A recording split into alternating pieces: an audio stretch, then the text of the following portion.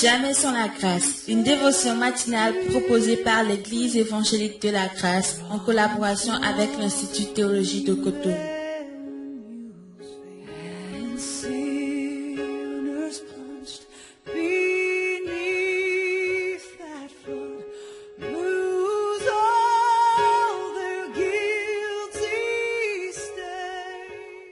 Bonjour chers amis de l'émission Jamais sans la grâce, une nouvelle journée, une nouvelle provision. Donc nous avons vu quelques principes dans les 11 premiers chapitres du livre de la Genèse, chapitre 1 au chapitre 11. Et juste en passant, c'est un chapitre, enfin ce sont des chapitres qui sont importants dans la suite du récit de la Bible et des chapitres aussi importants pour le peuple d'Israël à l'époque. D'un côté, voyez leur origine. Ils ont pour origine le Dieu créateur, celui qui fait les choses uniques. Mais le péché qui a tout détruit, qui a introduit le mal dans l'humanité, mais Dieu qui est toujours à l'œuvre.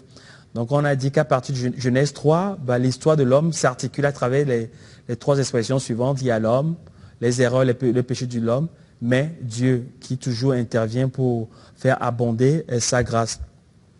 Donc on va prier pour la suite. Père l'Éternel, nous te bénissons pour cette nouvelle journée. Merci de nous accorder ta grâce, Seigneur Jésus, et de nous aider à vivre selon ton but et ton dessein pour nos vies. En ton nom précieux, nous avons prié. Amen. Dans le chapitre 1, nous avons vu que Dieu est créateur, qu'il a tout créé. Et ce qui est intéressant, quand on lit ce chapitre, c'est on voit souvent Dieu qui qualifie l'œuvre qu'il a faite et qui le qualifie de bon. Et il voit que cela était bon. Et le 6e jour, Dieu a vu que cela était très bon. Donc on voit vraiment que Dieu tout ce que Dieu fait est unique, non seulement unique, mais c'est toujours une belle œuvre. Mais le point sur lequel j'aimerais qu'on s'attarde pour la dévotion d'aujourd'hui, c'est cette expression « il est bon ». Vous savez, dans l'hébreu ou dans le grec, l'expression « il est bon », quand Dieu dit qu'une chose est bonne, cela veut dire que la chose est apte à être utilisée pour le but pour lequel cette chose a été créée. C'est-à-dire un marteau qui est bien ficelé ou la masse est bien placée sur le bout de bois, quand on l'utilise, la masse ne s'envole pas, ce marteau est bon. Et c'est ça l'idée qui est derrière. En gros, la lumière est bonne aux yeux de Dieu parce que maintenant la lumière peut accomplir le but pour lequel il a été créé.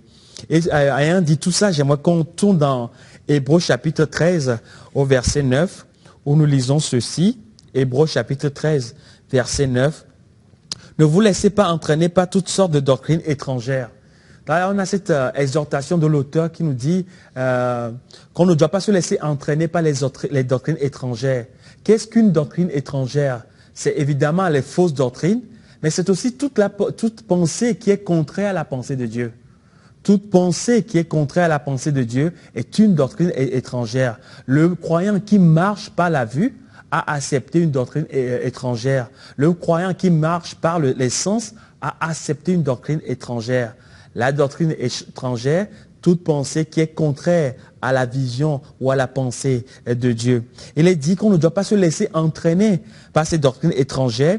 Et il continue en disant, il est bon que le cœur soit affermi par la grâce de Dieu. Et là, c'est extraordinaire parce que ce verset nous dit que le seul moyen par lequel le croyant peut vivre dans le but que Dieu a pour sa vie, c'est lorsqu'il reçoit la grâce de Dieu. Lorsqu'il laisse la grâce affermir son cœur. Pourquoi il est important? Vous savez, la suite du verset nous dit, et non pas des aliments qui n'ont été d'aucun profit à ceux qui s'en sont fait une règle. C'est-à-dire que pour l'auteur, pour les Hébreux, ils utilisaient les lois et les lois cérémonielles de Moïse pour affermir leur cœur. Et pour nous, cela parle du fait d'utiliser autre chose que la grâce de Dieu pour affermir leur cœur. La justice propre peut être un moyen pour affermir dans notre cœur. La comparaison aussi, je suis mieux que l'autre, donc je me sens bien parce que je suis mieux que l'autre. Ou l'autre qui fait une erreur, ou moi j'en fais pas. Mais ici, l'auteur nous dit que le seul moyen par lequel l'homme peut vivre selon le but que Dieu a signé pour sa vie, c'est de recevoir la grâce de Dieu. Il est bon que le cœur soit affermi par la grâce. Lorsqu'on laisse la grâce de Dieu affermir nos cœurs, lorsqu'on laisse la vision de Dieu sur notre vie affermir notre cœur, lorsque, comme Jésus l'a dit à ses disciples, ne vous réjouissez pas de ce que les démons vous ont été soumis, mais réjouissez-vous de ce que vos noms sont écrits dans le livre des cieux. Quand on laisse ces vérités affermir nos cœurs, là, nous pouvons marcher dans l'œuvre et dans le dessein que Dieu a signé pour notre vie. Alors, dans cette journée, chers amis, laissons la grâce de Dieu affermir notre cœur. C'est ce qui est bon aux yeux de Dieu. Que Dieu vous bénisse, passez une bonne journée et Amen. C'est tout le temps que nous avons. Si vous avez aimé cette dévotion, parlez-en à vos amis. Parlez-leur du message de la grâce et de ce qu'il fait en vous. Pour un sujet de prière, une question ou plus d'informations, contactez-nous. Téléphone 64 88 35 87 ou 96 42 69 05 ou par WhatsApp au 94 75 80 20.